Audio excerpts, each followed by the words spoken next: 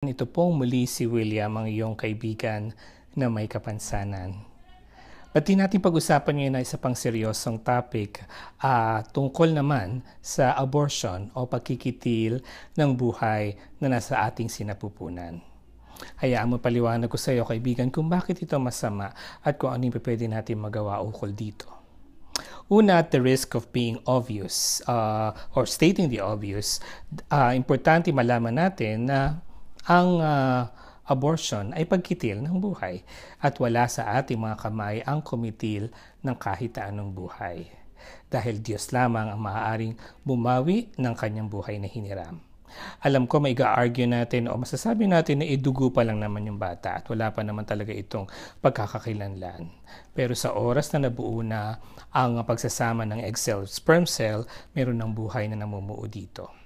So wala sa ating opsyon or kapilian yung pumatay ng buhay kahit na ito ay nasa sinapupunan pa lamang. That's obvious. Point number 2, sabi nila ang abortion daw ay tinatawag din pro-choice.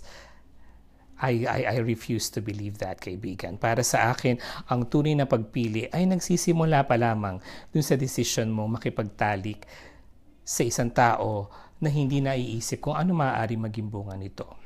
So ang tunay na pagpili ay nagsisimula pa lamang sa pagiging responsable mo sa iyong katawan, sa kung sino yung taong ibibigay mo ang iyong puri at dangal, at kung hanggang saan mo mapaninindigan ang konsekwensya ng aksyon na ito.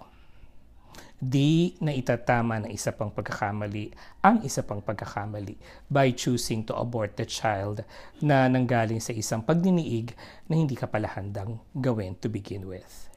Pangatlo at pinaka-importante sa lahat, bunga ang aborsyon ng posibleng pangangaliwa or even losing your virginity dahil sa kapusukan.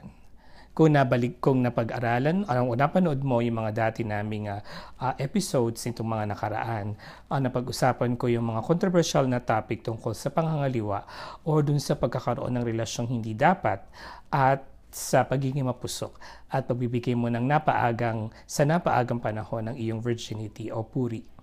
Posible rin sa mga ganitong pagkakataon may nabubuong supling or buhay sa iyong sinapupunan. So sana kung maaari lamang ay maiwasan natin ang mga bagay na ito, pero muli kung ikaw ay nasa sangangdaan ng ganitong sitwasyon, kaibigan, all is not lost, gaya ng dati kong nang nasabi, dahil may choice kang gawin ng tama kahit minsan mahirap.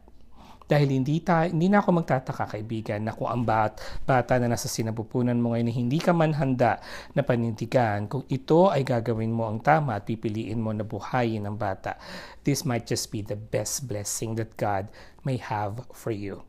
Dahil hindi naman iila ng makapagsasabi na hindi natin alam kung ano yung pwedeng mangyari or maging kinabukasan ng batang idinadala mo ngayon. So sana magkaroon ka ng pag-asa at tapang kung nandun ka man sa sitwasyon ngayon na ituloy ang buhay.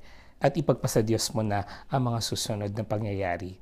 Dahil hindi kailanman again muli na itatama ng mali ang isa pang pagkakamali. So let's choose to do the right thing. Hanggang sa muli, kaibigan.